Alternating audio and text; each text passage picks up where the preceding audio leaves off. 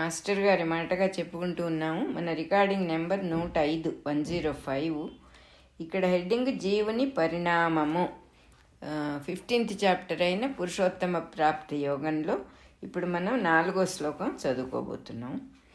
ఇట్లా తన అభిప్రాయాల్ని కర్మల్ని అంటే తన ఒపీనియన్స్ను చేసే పనులు రెండిట్లో విపరీతమైన గజిబిజిగా అల్లుకుపోయిన చిక్కులన్నీ కొంచెం కత్తిరించుకొని క్లీన్ చేసుకొని తన స్వభావం అనే పట్టు నుంచి విడిపడిన తాను బయటపడటానికి ఇప్పుడు కొంచెం అవకాశం ఏర్పడుతుంది అంటున్నారు. ఇక్కడ చెప్పుకుంటూ వస్తున్నారు ఎవల్యూషన్. ఎక్కడి నుంచి? మినరల్స్ దగ్గర నుంచి స్టార్ట్ అయింది. ఆ జీవితం మనిషి దాకా వచ్చింది. ఇవాళ మనం ఏదో చాలా బాగున్నాము, మిగతా వాళ్ళు ఎవరో బాగుండలేదంటాని వీల్లేదు. మనం నడిచొచ్చిన దోవే, మనం కొంచెం ముందు వచ్చాం, వాళ్ళు వెనక ఉన్నారు అంతే. అంటే ఎంఏ పాస్ అయిన వాడు ఎల్కేజీ వాడిని చూసి నవ్వితే ఎట్లా? నవ్వడానికి వీల్లేదు, మనం అది దాటి వచ్చిన వాళ్ళమే. సో అట్లా చెబుతూ ఉన్నారు. ఈ ఎవల్యూషన్లో ఈ అరిషడ్ వర్గాల్ని నెమ్మదిగా పక్కకు పెట్టి కన్స్ట్రక్షన్కి ఏమేమి అవసరమో అవన్నీ సృష్టిలో ఉన్నాయి. పర్సనాలిటీ కన్స్ట్రక్షన్ అయిన తర్వాత నెమ్మదిగా దేనితో దీన్ని బిల్డ్ చేశామో అవన్నీ పక్కకు తీయాలి. కర్ర అవసరం పోయింది, ఇప్పుడు మనకి నడవగలుగుతున్నాం కాబట్టి ఆ షడ్వర్గాల్ని అరిషడ్వర్గాలు అయిపోయినాయి, వాటినన్నింటినీ పక్కన పెట్టాలి. ఆ పెట్టి తన అభిప్రాయాల్ని జీవుని పరిణామము అని ఇక్కడ హెడ్డింగ్. అసలు పరిణామం అంటే ఎవల్యూషన్ అన్నమాట. తన అభిప్రాయాలకి చేసే పనులకి మధ్యలో ఎంత గజిబిజి, ఎంత కన్ఫ్యూజన్ ఉందో అదంతా తగ్గించుకొని నెమ్మదిగా తన స్వభావం పట్టు నుంచి విడిపట్టడం అనేది కూడా సృష్టిలో ఎవల్యూషన్లో ఒక భాగమే. మనం చేసే ప్రయత్నంగా మనకు అనిపించినా కూడా ఇట్ ఈస్ హ్యాపెనింగ్. ఇప్పుడు చెట్టు పెట్టడం వరకు మనం చేస్తాం, ఆ చిగురు రావాలి, పెరగాలి, మొగ్గ రప్పించలేం మనం. మొగ్గ వస్తుంది, మొగ్గ వచ్చిన తర్వాత అది విచ్చుకోవడం ఎవరు చేయగలరు? ఎవరు చేయలేరు. అదేవిధంగా ఇక్కడ చెప్తూ ఉన్నారు ఎంత బ్యూటిఫుల్గా మనకి క్రియేషన్ గురించి అర్థమవుతుందో. ఒక గొంగడి పురుగు ఎట్లా అవుతోంది మనకి, సీతాకోక చిలుక, ఎంత బ్యూటిఫుల్ క్రియేషన్ అసలు. ఏది సృష్టిలో సరిగ్గా దేన్ని చూసినా మన మార్పు, మనం ఎలా మారగలం, ఎంత బ్యూటిఫుల్గా అవ్వగలం. గొంగడి పురుగు ఎక్కడ, సీతాకోక చిలుక ఎక్కడ, అసలు ఏమన్నా అర్థం ఉందా? ఎంత బ్యూటిఫుల్ మార్పు, అద్భుతమైన. అదేవిధంగా జంతువు ఎక్కడ, చక్కగా ఒక యోగి అయిన మనిషి ఎక్కడ, ఏమన్నా అన్ఇమాజినబుల్గా ఉంటుంది అసలు మనం ఆలోచిస్తే. సో ఇక్కడ ఈ స్వభావపు పట్టు నుంచి బయటపడటానికి అవకాశం ఏర్పడుతుంది కొంచెం. అక్కడి నుంచి జీవుడి ప్రయాణం, అస్సలేని ప్రయాణం మొదలవుతుంది. ఎట్లా చెబుతున్నారంటే సృష్టిలోని భౌతిక పదార్థాల్లో మొట్టమొదట అట్టడుగు స్థాయికి అణువుగా దిగిపోయి జీవిలాగా బద్ధుడైపోయిన దేవుడు అని చెప్పేశారు ఇక్కడ క్లియర్గా. ఆ దేవుడే ఉన్నవాడు ఆయనే. ఆయన ఏం చేశాడు? తనని తాను ఒక అణువుగా చేసుకున్నాడు, మ్యాటర్గా లోయెస్ట్ లెవెల్కి చేసుకున్నాడు, అట్టడుగు స్థాయికి దిగిపోయాడు. ఆ దేవుడే మళ్ళీ అన్నీ తెలుసుకుని వికాసం చెందటమే జీవ పరిణామ క్రియ. ఎవల్యూషన్ అంటే ఏమిటి? అసలు వాడు కిందకి దిగి తాను వేరేగా అయిపోయి, అంటే మన ఇల్లు మనం మర్చిపోయి మళ్ళీ వెతుక్కుంటూ ఇల్లు చేరుకోవటం. పరమపద సోపాన పటంలో కిందగా ఉన్నవాళ్ళం పైకి పరమపదం చేరటమే, ఇంకేం లేదు. మన ఆటలు కూడా ఇలా దీనికి సంబంధించినవే ఉండేవి న్యాయంగా. సో ఆ దేవుడే జీవుడై మళ్ళీ దేవుడుగా అవ్వటమే జీవ పరిణామ ప్రక్రియ అని చెప్పేశారు. ఎవల్యూషన్ అంటే ఇదే.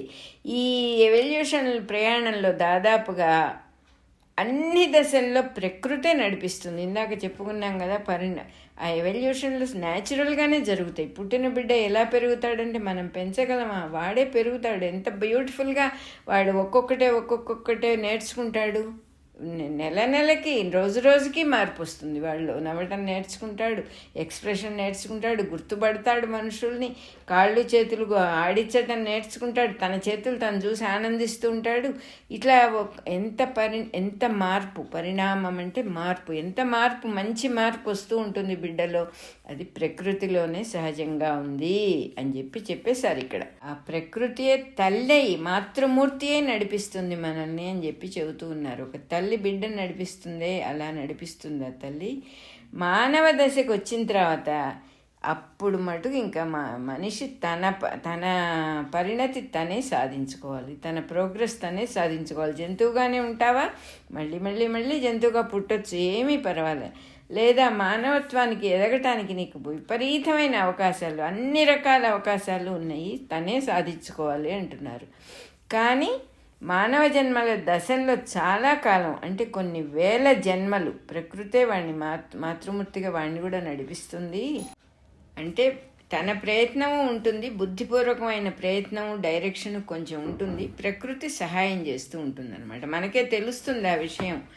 కొంతకాలం ప్రకృతి కూడా ఉండి సహాయం చేస్తుంది. తర్వాత నిదానంగా మనం పరమపదం చేరే ముందర ప్రకృతి ఆగిపోతుంది అని చెప్పి చెబుతూ ఉన్నారు ఇక్కడ. పై స్థాయిని అందుకొనక ముందు కొన్ని జన్మలుగా ప్రకృతి నడిపించటం ఆగుతుంది అన్నారు.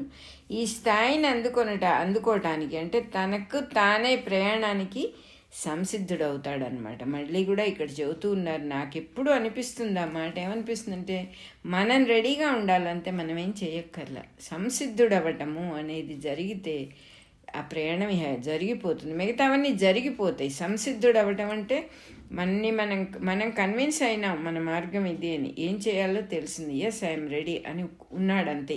ఇంకా ప్రత్యేకం దూకటం ఏం లేదు. దూకి ఏదో చెయ్యబోతే అది కాదు కావాల్సింది, లోపల నుంచి మార్పు రావాలి. కాబట్టి సంసిద్ధతే ఇక్కడ కావాల్సిందని ఇక్కడ ఇంకొకసారి మనకు ప్రూవ్ అవుతోంది. ఈ స్థాయిని అందుకోనటము అంటే తనకు తానే ప్రయాణానికి సంసిద్ధుడవ్వాలంతే, ఇంకేం చెయ్యక్కర్లా. ఈ స్థితిలో సాధకుడు యయాతి అని పిలుస్తారట సాధకుడిని. కాబట్టి అక్కడి నుంచి తాను అందుకోవాల్సిన స్థితిని అన్వేషించాల్సి ఉంది. అంటే అక్కడి నుంచి ఇంకా నెక్స్ట్ ఏమిటి అని అందుకోవాల్సి ఉంది అని కృష్ణుడు హెచ్చరించాడు అంటున్నారు. అంటే అదే పరమార్థం కాదు, పరమార్థానికి ముఖద్వారం. జస్ట్ ఇప్పుడే ఎంటర్ అవుతూ ఉన్నాం లోగిలిలోకి, మనం పరమపద లోగిలిలోకి ఇప్పుడే ఎంటర్ అయినాం. అదే ఫైనల్ కాదు, ఇంకా వెళ్ళవలసిన దూరం ఉంది. యయాతి అని పిలుస్తారు. అందుకే ఆ యయాతి ఏం చేశాడు, యవనం వచ్చింది, మళ్ళీ మళ్ళీ యవనం అడిగాడు. ఒకచోట ఆగిపోవడం లాంటి ప్రాసెస్ ఇక్కడ ఉంది, అందుకని హెచ్చరించాడు కృష్ణుడు అని చెప్పి చెబుతూ ఉన్నారు. అక్కడి నుంచి అక్కడ ప్రకృతి నిన్ను చేయి వదిలేసినప్పుడు నీ అంతటి నువ్వు అందుకోవాల్సిన స్థితిని అన్వేషించాల్సి ఉంది. ఏది అందుకోవాలి, నెక్స్ట్ ఏమిటి అని ఒక సంసిద్ధత చేయవలసి ఉంది అని కృష్ణుడు హెచ్చరించాడు అంటున్నారు. ఈ మెయిన్ ఎంట్రన్స్లోకి అడుగుపెట్టిన వాడికి ఇంకా వెనక్కి వచ్చే ప్రసక్తి లేదు, ఫాల్ లేదు అని చెప్పేశారు ఇక్కడ. ఈ ముఖద్వారంలోకి అడుగుపెట్టిన వాడు మళ్ళీ వెనక్కి రాడు, బయటికి రాడు. ఎట్లా ఉంటుంది, చిన్న ఇంట్లో నివసించేవాడు ఒక రాజభవనంలో నివసించమని ఇచ్చారు రాజభవనం, వాడికి చాలా కంగారు పడిపోతాడు. వాడికి ఏమి ఏదెక్కడుందో తెలియదు, ఏదో నిదానంగా హాయిగా ఒక గదిలో పడి ఉంటే సుఖంగా ఉండేది ఇదేమిటి అనుకుంటాడు. కానీ కొన్నాళ్ళకి అలవాటు అవుతుంది. అలవాటు అయిన తర్వాత అక్కడి నుంచి రాడు. అట్లా అవుతుంది. తన పరిమితమైన జీవితం నుంచి బయటికి వచ్చి దివ్య జీవితంలో అడుగు పెట్టడం నేర్చుకొని దాంట్లో రుచి మరిగిపోతాడు. ఇంకా పరిమిత జీవితం వైపు వెళ్ళాడు అని చెప్పేశారు ఇక్కడ. ఇట్లా దొరికిన నేను అనే స్థితి ఇంతకు ముందుగా ఉన్న పరిమిత ప్రజ్ఞ అంటే లోకలైజ్డ్ కాన్షియస్నెస్ కాకుండా అంతకంటే ఉత్తమమైన దివ్య స్థితి అంటున్నారు. అంటే మనం నేను అనేది ఎంతసేపు లిమిటెడ్ గానే ఉంటుంది, న్యాచురల్ గా చాలా చిన్నది నేను అనేది. పరిమితమైన ఎన్ని లిమిటేషన్స్ ఉన్నాయో మనకే తెలుసు. చిన్న చిన్న పనులు చేయాలంటే ఏం చేస్తే ఏమవుతుంది అనేది మనకు అసలు తెలిసే ప్రసక్తే లేదు. ఏదో చేసుకుంటూ పోతాం, దైవం మీద భారం వేస్తే కొంత స్థిమితంగా ఉంటాం. అది వేయకపోతే ఎప్పుడైనా ఎవరికైనా ఏదైనా జరగచ్చు. అందువల్ల ఏది ఒక క్లారిటీగా చేయటానికి లేదు, ఏదో ఒక గుడ్డిగా నమ్ముకొని వెళ్ళిపోతున్నారు కానీ మనుషులు అట్లా చెబుతూ ఉన్నారు. ఈ లిమిటెడ్ కాన్షియస్నెస్ కాదు, అది ఉత్తమమైన దివ్య స్థితి. తాను శరీరంలో దిగక ముందున్న పరమేశ్వరుడి అంశే తను అని తెలుసుకోవడం. అంతకంటే ఇంకేం కావాలంటే విశ్వం మొత్తం వ్యాపించి ఉన్న పరమేశ్వరుడి అస్తిత్వంలో తను కూడా ఒక చిన్న బుడగ పైకి లేచింది సముద్రంలో నుంచి. లేచినప్పుడు ఎంత దానికి సముద్రానికి ఏమన్నా కంపారిజన్ ఉందా? అసలు పట్టని పగిలిపోయే బుడగలం మనం కాదు. నేను కూడా సముద్రంలో ఒక భాగాన్ని అక్కడి నుంచే వచ్చానని తెలుసుకున్నప్పుడు ఆ స్థితి ఎంత అద్భుతంగా ఉంటుంది. అది చెబుతున్నారు ఇక్కడ. తను కూడా ఒక భాగం, మొత్తం టోటాలిటీలో తను కూడా ఉన్నాడు. తను విడిగా లేడు, బయట ఒక్కడు, ఒంటరితనం లేదు. ఇక్కడ ఏకాంతం ఉంది కానీ ఒంటరితనం లేదు. ఒంటరితనం అంటే మనస్సుతో నివసించే ఒంటరితనం, ఇంకొక మనిషి కావాలనిపించే ఒంటరితనం. ఏకాంతం అంటే అందరిలోనూ ఏకాంతంగా ఉంటాడు. అంతా తానే, ఉన్నది నేనొక్కడే అని అనేటటువంటి ఒంటరితనం ఏకాంతం. అది ఏకాంత స్థితి. అలా ఉంటాడన్నమాట. తను శరీరంలో దిగకముందు పరమేశ్వరుడి అంశే నేను, అంతటా వ్యాపించి ఉన్న ఆ పరమేశ్వరుడిలో నేను కూడా ఒక భాగాన్ని అనే విషయం ఈ తాను జీవుడుగా దిగి వచ్చిన తర్వాతే అసలు ఆ కదలిక అనేది తెలుసుకోవడం అనేది స్టార్ట్ అవుతుంది అని చెప్పి చెబుతున్నారంటే, తల్లి గర్భంలో పడిన క్షణం నుంచే అసలు ఆ కదలిక అనేది స్టార్ట్ అవుతుంది. అట్లాగే సృష్టిలో కూడా బ్రహ్మగారి పుట్టుకతోనే మిగతా ఇది కూడా ఆరంభం అవుతుంది. అంటే ఎంత ఒకదానికొకటి ఎంత అనుకూలంగా ఉంటాయో సృష్టిలో జరిగే విషయాల్లో. ఇక్కడ ఇలా జరిగితే అక్కడ అలా జరిగింది. సూక్ష్మ లోకాల్లో ఎలా జరిగింది, స్థూల లోకాల్లో ఎలా జరిగింది, సేమ్ పిక్చర్ బ్యూటిఫుల్గా ఉంటుంది. జీవుడు తల్లి గర్భంలో పడిన క్షణం నుంచి కదలిక స్టార్ట్ అవుతుంది. అదే రకంగా సృష్టిలో బ్రహ్మ పుట్టటం అనే దాంతో అక్కడ కదలిక స్టార్ట్ అవుతుంది అని చెప్తూ ఉన్నారు. ఈ బ్రహ్మ అనే కదలిక లేక ప్రవృత్తి అని ఇక్కడ క్లియర్ గా, బ్రహ్మ అంటే ఏమిటి, బ్రహ్మదేవుడు అంటే ఏమిటి, కదలిక లేకపోతే ఒక యాటిట్యూడ్, ప్రవృత్తి, ఒక నేచర్ నారాయణి నుంచే ప్రారంభమై ప్రసరించి వచ్చింది. మనం కూడా చెప్పుకుంటాం కదా, నారాయణుని నుంచే పుట్టాడు, నారాయణుని బొడ్డులో నుంచి బ్రహ్మదేవుడు పుట్టాడు అంటాము. మన పిల్లలు కూడా మనం అలా ఊహించుకోము, కడుపులో నుంచి వచ్చారని అనుకుంటాము. వాళ్ళ బొడ్డులో నుంచి మనకు కనెక్షన్ ఉంటుంది అనేది మర్చిపోకూడదు. అదే ఇక్కడ వర్ణిస్తూ ఉన్నారు. వేరుగా లేదు, నారాయణుని నుంచి బ్రహ్మ పుట్టాడు, నారాయణ ప్రజ్ఞలో బ్రహ్మదేవుడు మేల్కాంచాడు. అది తెలిస్తే గాని సృష్టిలో ముఖ్యంగా మనం తెలుసుకోవాల్సింది ఏంటంటే, నారాయణుని ప్రజ్ఞలో మనం మెలకు తెచ్చుకోవడం నేర్చుకుంటే కానీ సృష్టిలో ఉన్న నారాయణుడి ప్రజ్ఞ ఏమిటో మనకు అర్థం కాదు. అక్కడ మెలకు తెచ్చుకోవడం అప్పుడే సాధ్యమవుతుంది. అంటే ఇంకొంచెం వివరంగా చెప్పుకుందాము. మనలో ఉన్న నారాయణుని, భగవంతుడి ప్రజ్ఞని మనం తెలుసుకుంటే, అంటే ముందే చెప్పారు కదా, చూస్తూ ఉండేవాడు ఒకడు, తింటూ ఉండేవాడు ఒకడు, ఇద్దరున్నారు మనలో. చూసేవాడు నారాయణ ప్రజ్ఞ, తినేవాడు నరుడి ప్రజ్ఞ. ఈ తనలో ఉన్న నారాయణుణ్ణి ఒకడెవడో వెనకాల బ్యాక్గ్రౌండ్ గా నాకు ఉండబట్టి నేను ఇవాళ నిలబడున్నా, నేను నిద్రపోతున్నా, నేనేదో పనిలో నిమగ్నమైనా, నా గుండాడించి నా శ్వాస పిలిపించి దేహాన్ని నేను అనేటటువంటి అస్తిత్వాన్ని నిలబెట్టేవాడు వెనకాల ఒకడున్నాడు, వాడే భగవంతుడు, వాడే నారాయణ స్వరూపుడు అని తెలుసుకుంటే కానీ బయట ఉన్న నారాయణుడి ప్రజ్ఞ తెలియదు అంటున్నారు. అంటే చిన్న విషయం తెలిస్తే అదే పెద్ద విషయం తెలుసుకోవడం తేలిక అని చెప్తూ ఉన్నారు. ఇక్కడ 4వ శ్లోకం అయిపోయింది. పురుషోత్తమ ప్రాప్తి యోగంలో 4వ శ్లోకం అయిపోయింది. నెక్స్ట్ ఒక హెడ్డింగ్ చెప్తున్నారు ఇక్కడ, దివ్య జీవనము. దివ్య జీవనం అంటే దైవికమైన జీవుడు దేవుడై జీవించడం అని నేను అనుకుంటున్నా. చూద్దాం ఏం చెప్తారో. ఇట్లా తనలో తను మేలుకో తెచ్చుకునే ప్రయత్నం చేసేవాడికి వేరుగా అభిమానం అంటూ ఉండదు. అభిమానము అంటే ఒక రకమైన గర్వం, కొంచెంగా ఉన్న గర్వం. నేనిది అంటాడు మాటికి. నీలాగా కాదు, నేను ఇలా చేస్తాను. ప్రతిదానికి తను నేను అని నిలబెట్టుకోవటమే అభిమానం. అట్లా పనిచేసే తన యందు తాను మేల్కొనే ప్రయత్నం చేస్తున్నాడు. ఇక్కడ లోపల దైవం ఉన్నాడని తెలుసుకుంటూ ఉన్నప్పుడు నేను అనటం అనేది తగ్గుతుంది న్యాచురల్ గా. అంటే తన యందు తనకు ప్రత్యేకమైన అస్తిత్వం, నేనిది అనేటటువంటిది తగ్గుతూ వస్తుంది. దీన్ని సాధించడానికి అసంగము అనే కత్తిని ఇచ్చాడు కృష్ణ పరమాత్మ. ఈ కత్తిని సరిగ్గా వాడటం తెలిసిన వాడికి, ఎంత బాగా చదువుతున్నారు, ఈ కత్తిని వాడటం తెలిసిన వాడికి తన ద్వారా ఏదో ఒకటి జరగటానికి ఎలవ్ చేస్తాడట వాడు. హీ ఎలవ్స్ టు హ్యాపెన్ అనమాట. ఎలవ్ ఇట్ టు హ్యాపెన్ అని ఎప్పుడూ ఎక్కాటోలే చెప్తూ ఉంటారు. ఈ అసంగము అనే కత్తిని వాడటం అంటే మనకే తెలియకుండా మనల్ని మనం గమనించుకుంటే మన చుట్టూ జరిగే ప్రతి దాన్ని మన మనసు రెసిస్ట్ చేస్తూ ఉంటుంది. అబ్బా వీళ్ళు ఏమిటి ఇలా మాట్లాడుతున్నారు, అబ్బా ఇంత ఎండగా ఉందో ఇవాళ, అయ్యో కుయ్యో, ఎప్పుడూ ఉంటుంది ఒక రెసిస్టెన్స్ ఉంటుంది మనలో.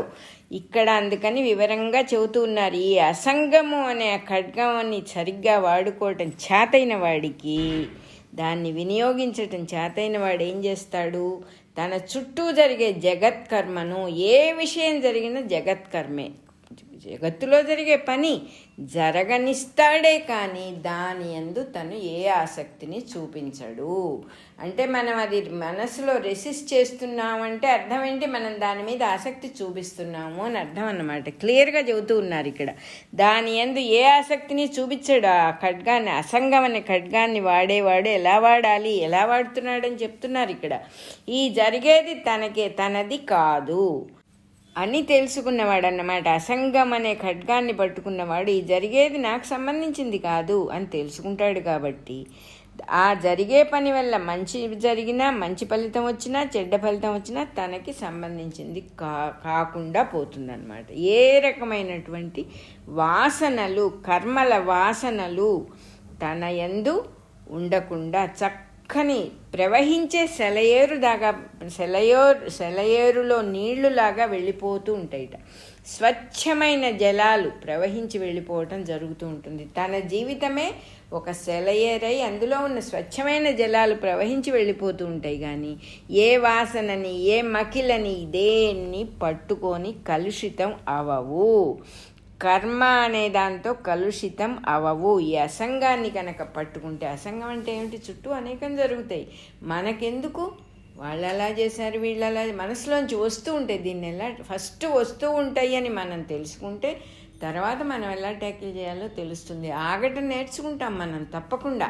ఇది చదువుకున్నాం కదా, ఓహో మనకు సంబంధించింది కాదన్నమాట ఇది. ఇవి జరిగే వాటన్నిటికీ మనం కర్తలం కాదు. మనం దాంట్లో వేళ్ళు పెట్టి వద్దనో అవుననో చెప్పామంటే అప్పుడు కర్తవ్యం మన మీద పడుతుంది, కర్తృత్వం మనకు వస్తుంది. కాబట్టి ఇది మనం పట్టించుకోవాల్సిన విషయం కాదు అని తెలిసి స్వచ్ఛ జలాలుగా ప్రవహిస్తుంది వాడి జీవిత ప్రవాహం అని చక్కగా చెప్పేశారు.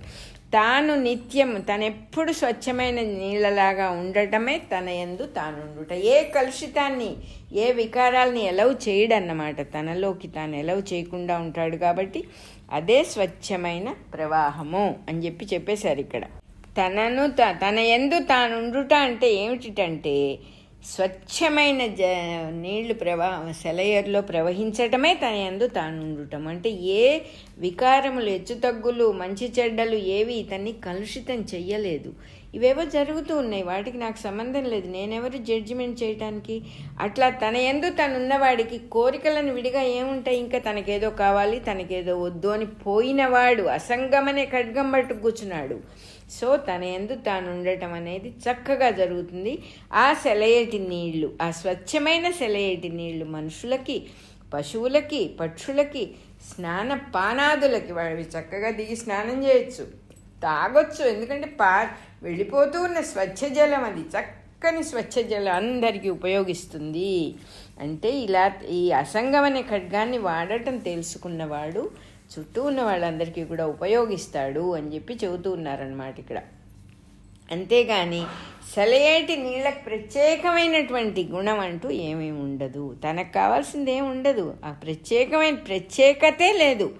సామాన్య గుణం, సామాన్య చైతన్యం అనే మాట మనం ఎక్కువ త్రిపుర రహస్యంలో వింటాం. సామాన్య చైతన్యము అంటే వెండి, ఒక ముద్దగా ఉన్న వెండి సామాన్య చైతన్యం. దానికే ప్రత్యేక లక్షణాలు లేవు.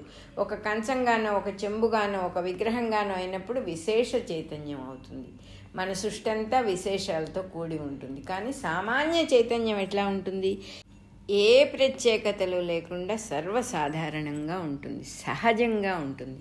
యూజీ గారి గురించి ఒక మాట చెప్పేవారు, ఎక్స్ట్రాడినరీలీ ఆర్డినరీ పర్సన్. అంటే సర్వసామాన్యుడు, సహజమైన వాడు. ఏ ప్రత్యేక గుణము ఇది ఈయనది అని చెప్పడానికి వీల్లేదు. చాలా సింప్లెస్ట్ పర్సన్ అనమాట. ఏమీ హెచ్చుతగ్గులు లేవు, ఏమీ కోరికలు లేవు, ఏమీ అప్ అండ్ డౌన్స్ లేవు అని అట్లా ఆ సామాన్య చైతన్యము అనేది అట్లా ఒక సెలయేటి చక్కని నిర్మలమైన నీటి వంటిదన్నమాట సామాన్య చైతన్యము. అలా ఏం చేస్తుంది ఆ సెలయేరు? మనుషులకు ఉపయోగిస్తుంది, చెట్లకు ఉపయోగిస్తుంది, పశుపక్ష్యాదులకు ఉపయోగిస్తుంది, ఒక పొలం పండటానికి జీవజలంగా ఉపయోగపడుతుంది. అంతేగాని సెలయేటి నీటికి ప్రత్యేకంగా తనకు కావాల్సిందంటూ ఏదో ఒక పర్పస్ కోసం ప్రవహించదు సెలయేటి నీరు. అందుకని ఇక్కడ ప్రత్యేకంగా సెలయేరు అన్నారు, నది అనలేదు. నది ఉరుకులు పరుగులు పెట్టుకుంటూ సముద్రం దగ్గరికి వెళ్తుంది. ఈ సెలయేరు ఎలా ఛానలైజ్ చేస్తే అలా వెళ్తుంది. చక్కని మాట వాడారు, అద్భుతంగా ఉంది నాకైతే. ఈ సెలయేటి నీళ్లు పొలం పండించుకునేవాడికి పొలం పంటకు ఉపయోగిస్తుంది. చక్కగా భూమిలో తనకు అవసరమైన ఖనిజాలు, లవణాలు అంటే మినరల్స్ అవన్నీ కూడా చక్కగా తీసుకుంటూ ఆ భూమిలో ప్రవహిస్తూ ఆ భూమిలో ఆ చెట్లకి వాటికి అందిస్తూ ఉంటుంది. ఆ మినరల్స్ అన్నీ కూడా ఆ నీటిని వాడుకునే వాళ్ళ వినియోగం కోసమే. కానీ తనకు ఎందుకు సేకరిస్తుంది? భూమి మీద ప్రవహిస్తూ ఆ మినరల్స్ని, ఆ ఖనిజాలని అవన్నీ ఎందుకు సేకరిస్తోంది ఆ సెలయేరంటే? పండించుకునేవాడి, పొలం పండించుకునేవాడి కోసమే తప్ప సెలయేటికి అవసరం లేదు. అది ఎంత అద్భుతంగా ఉందో! ఇది జీవన్ముక్తుడి లక్షణాలు చెప్తూ ఉన్నారు ఇక్కడ మనకి. చాలా బాగుంది అసలు. తనకు అవసరమై కాదు అవన్నీ తీసుకోవటం. ప్రవహించే సెలయేరు ఆ భూమిలో ఉన్నటువంటి ఖనిజాలని, లవణాలన్నీ తీసుకుంటూ పంట పండించేవాడి కోసం, చెట్ల కోసం తీసుకెళ్ళి అందిస్తుంది, తన కోసం కాదు. అదే రకంగా జగత్కర్మలో ఉన్నవాడికి, జగత్కర్మ అంటే నా పని అనేది పోయింది వాడికి, నేను నాది పోయింది, అందరికీ ఉపయోగించేది ఆయన ద్వారా జరగబడుతుంది. దానికి కూడా ఆయన సంకల్పించాడు. ఎప్పుడైతే నాది అనేది లేదో అప్పుడు ఆటోమేటిక్గా ఆయన వల్ల జగత్తుకి ఉపయోగం జరుగుతుంది. జగత్కర్మలో ఉన్నవాడు అన్నమాట. అటువంటి వాడు కావాలని ఏది చెయ్యడు. ఆ జగత్కర్మలో ఉన్నవాడికి ఏమవుతుందో చెబుతున్నారు. అవసరమైనవన్నీ వచ్చేస్తాయి, వాడి అవసరాలన్నీ చక్కగా తీరతాయి అన్నమాట. అవసరాలు అనేవి మనకు సమంగా తెలియదు కాబట్టి ఏమండి 3 సార్లు భోజనం వస్తుందా, మరేమో బట్ట గిట్ట కోరికలన్నీ తీరుతాయా అలా అనుకుంటాం. అది కాదు. Needs, he will never bother about his needs. అందుకని అవన్నీ భగవంతుడే చూస్తాడు. అలా ఉన్నవాడికి జగత్కర్మలో ప్రవేశించిన వాడి అవసరాలన్నీ తీరిపోతాయి అని చెప్పి చెబుతూ ఉన్నారు. ఇక్కడ మనం ఒక మహానుభావురాలైన అమెరికన్ మహిళ గురించి చెప్పుకోవాలి. ఆవిడని పీస్ పిల్గ్రిమ్ ఆవిడ పేరు. ఆవిడ అసలు పేరేమిటో ఎవరికి తెలియదు. ఆవిడ ఒక మంచి భక్తురాలు, అమెరికను. ఆవిడ కేవలం పీస్ని అంటే శాంతి దూత అన్నమాట. ఆవిడ పీస్ పిల్గ్రిమ్ అంటే శాంతి దూత అని అర్థం. ఆవిడ అనేక దేశాలు కాలి నడకన కొన్ని వేల మైళ్ళు తనది అనేది ఏదీ లేకుండా ఒంటి మీద బట్టతో ఒక్క జత షూస్తో, ఆ షూ చిరిగినప్పుడు తనే కుట్టి వేసుకునేది. ఎక్కడొక్కడ దొరికితే తినేది, లేకపోతే లేదు. విశ్రాంతి తీసుకోవడానికి ఎవరైనా చోటిస్తే పడుకునేది, లేకపోతే ఎక్కడుంటే అక్కడ రోడ్డు పక్కనో ఎక్కడొక్కడ. అమెరికాలో కొన్ని రోడ్లలో కొన్ని ప్రదేశాల్లో మనుషులు తిరగకూడదు, నడవకూడదు, ఓన్లీ వెహికల్స్ మాత్రం వెళ్ళొచ్చు అని రూల్స్ ఉంటాయిట. అటువంటి ప్రదేశంలో ఒకసారి ఆవిడని జైల్లో కూడా వేశారు. జైల్లో వేస్తే జైల్లో వాళ్ళందరినీ ప్రభావితం చేసింది ఆవిడ. జైలంతా అక్కడంతా చిమ్మి క్లీన్ చేసి శుభ్రం చేసి వాళ్ళందరూ బాధపడ్డారట. నువ్వు ఇటువంటి దానివి ఇట్లా ఇక్కడికి ఎట్లా వచ్చావంటే దైవమే చేస్తాడన్నీ, మన చేతిలో ఏం లేదు, ఇక్కడ నాకు పని ఉందన్నమాట. అటువంటి పీస్ పిల్గ్రిమ్ అని ఆవిడకి పేరు పెట్టారు. అనేక దేశాలు తిరిగింది. ఆ నాయకులందరినీ కలిసి శాంతిని ప్రబోధించింది ఆవిడ. ఆవిడ కూడా ఒక జీవన్ముక్తురాలు కాబట్టి ఇవాళ మన దృష్టిలోకి ఆవిడ కూడా వచ్చింది. ఎలా ఉంటారు వాళ్ళకేం అక్కర్లేదు, ఒంటి మీద ఒక్క జత బట్టతో వీడియోలు, టీవీలు అనేక ఆవిడ వెంట పరిగెత్తుతూ ఉండేవాళ్ళు. ఆవిడ కథలు చాలా ఉన్నాయి. ఇప్పుడు కూడా పీస్ పిల్గ్రిమ్ అని మనకి నెట్ అనేది ఒకటి ఎప్పుడు అవైలబుల్గా ఉంది కాబట్టి పీస్ పిల్గ్రిమ్ అని గూగుల్ చేసుకుంటే మనకి ఆవిడ హిస్టరీ అంతా వస్తుంది. మనకి ఆవిడ పుస్తకం కావాలంటే వాళ్ళ ఫ్రెండ్స్ అంటారు, వాళ్ళ ఫ్రెండ్స్కి రాస్తే అడ్రస్ ఉంటుంది ఆ సైట్లో, రాస్తే ఫ్రీగా పంపిస్తారు. పైగా వాళ్ళేమి డబ్బులు కూడా తీసుకోరు. బ్యూటిఫుల్ క్రియేషన్ అది. సో ఆ తల్లిది కూడా ఒక బ్యూటిఫుల్ క్రియేషన్ ఈ క్రియేషన్లో. సో ఆవిడ గురించి కూడా చెప్పుకున్నాం, ఆ తల్లిని కూడా తలుచుకున్నాం. వాడు ఆవిడ అలా నివసించింది. దొరికితే తింటుంది, లేకపోతే లేదు. ఆవిడ ఎన్ని రకాలుగా ఆ సాధన చేసుకుందో దైవమే ఇస్తాడు, దైవమే తీసుకుంటాడు. ఇక్కడ దైవం తప్ప ఇంకొకటి లేదు అని తెలిసిన తల్లి అన్నమాట. సో అది అలా జరుగుతుంది. ఆ అవసరాలన్నీ వాళ్ళకి కావలసినట్టుగానే జరుగుతాయి అటువంటి వాడికి అని చెప్పి చెబుతున్నారు. కానీ జగత్ కర్మలో ఉన్నవాడికి అవన్నీ దొరుకుతాయి. కానీ వాటి వలన ఇతనికి ఏదైనా ఒక పుష్టి కలిగితే ఇతని దేహానికి కానీ మనస్సు అది కూడా ఇతరులకే ఉపయోగిస్తుంది, కానీ తనకు అంటూ ప్రత్యేకంగా ఏమీ ఉండదు. ఒకవేళ ఎవరైనా మంచి చక్కని ఆహారం పెడితే ఆహారం తీసుకొని తను సుఖపడటం అనేది అక్కడ అసలు ఉండదు అనమాట. ఇన్నాళ్ళకి నాకు మంచి భోజనం దొరికింది కదా అనుకోడు. అనుకోని ఆనందించటం అనే ప్రాసెస్ని దాటినవాడు ఒక మనస్సు అక్కడ ఇంకా పని చెయ్యదన్నమాట. దొరికితే తింటాడు, లేకపోతే లేదు, రెండూ ఒకటే. తిన్నా తినకపోయినా ఒకటే అనే స్థితిలో ఉన్నటువంటి వాడు. సుఖము దుఃఖము అనే జంట అనుభూతులు రెండు గట్లుగా ఉంటే ఆ మధ్యలో ప్రవహించే చక్కని నిర్మలమైన నీళ్లతో ప్రవహించే సెలయేరే తనుగా ఉంటాడు తప్ప ఈ రెండు గట్లుగా ఉన్న సుఖాన్ని దుఃఖాన్ని అంటించుకుంటాడు. తగులుతాయి కానీ తను అంటించుకోడు, పర్సనల్గా తీసుకోడు. జగత్కర్మలో భాగమై నా ప్రయాణం కూడా అన్నట్టుగా సాగుతుంది అసలేరు. అట్లాగే ఉంటాడు. సుఖము దుఃఖము రెండు వైపులా నిలబడి చూస్తూ ఉంటాడట. ఈ జరుగుతున్నది జగత్కర్మ లేక దివ్యకర్మ. దివ్య జీవనం అని ఇక్కడ హెడ్డింగ్ ఇచ్చారు కాబట్టి అదే దివ్య జీవనం అవుతుంది అని చెప్పేశారు ఇక్కడ.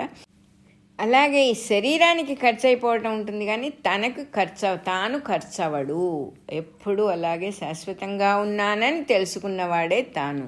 ఈ దేహాలు వస్తూ పోతూ ఉంటాయి, తాత్కాలికంగా సన్నివేశాలు పుట్టిపోతూ ఉంటాయి, జగత్కర్మకు కూడా అయిపోవటం ఉండదు అనే ఈ రహస్యాన్ని తెలిసిన వాడు ఎవడైనా పొరపాటు పడడు కదా.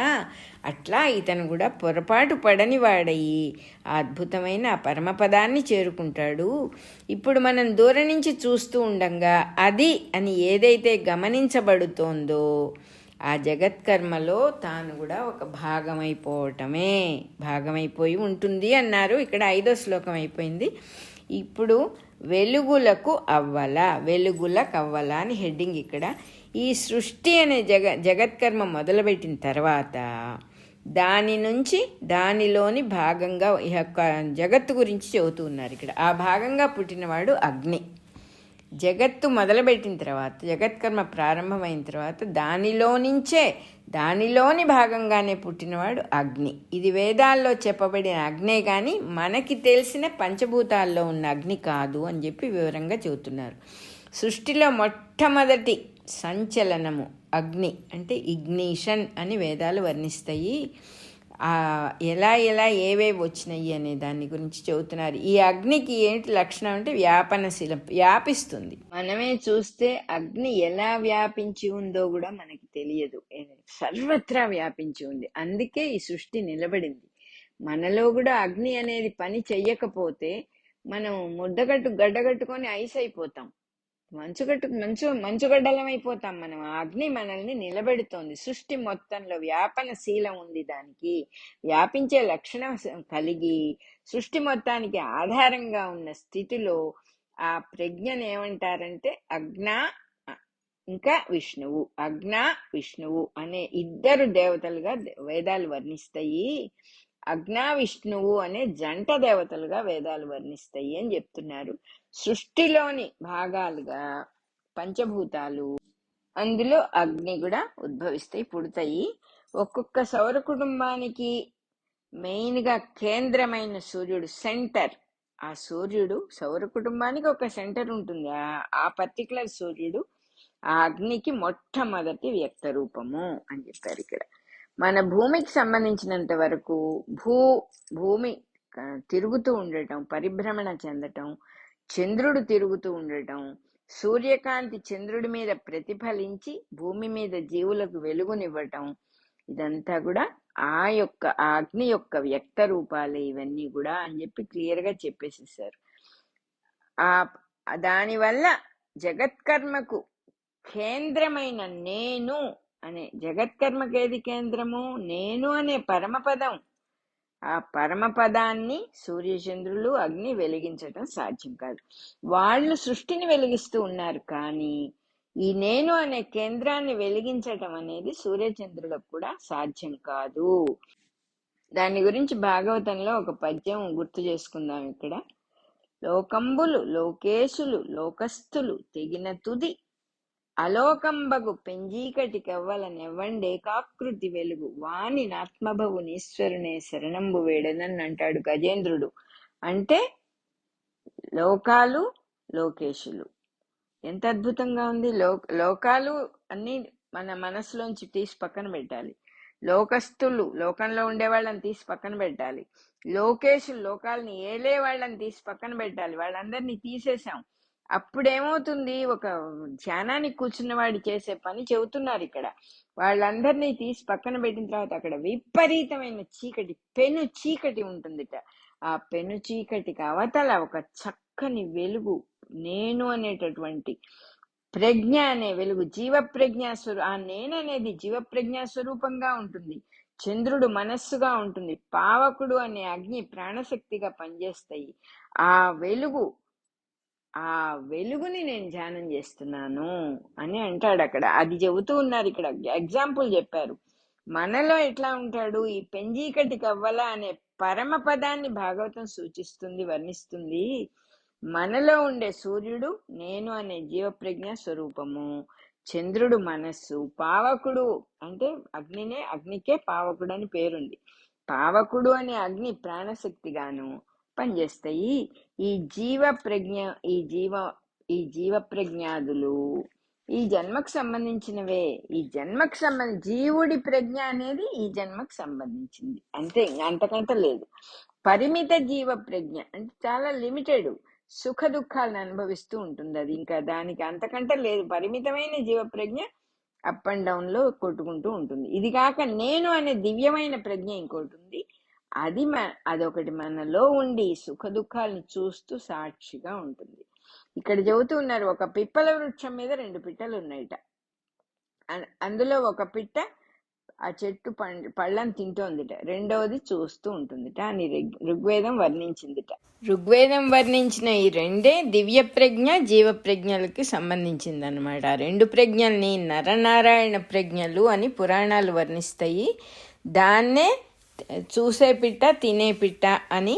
అంటే ఒకటేమో డూయర్గా ఉంటుంది, ఒకటేమో చూస్తూ ఉంటుంది, అంతే సాక్షిగా ఉంటుంది అని చెప్పారు ఇక్కడ.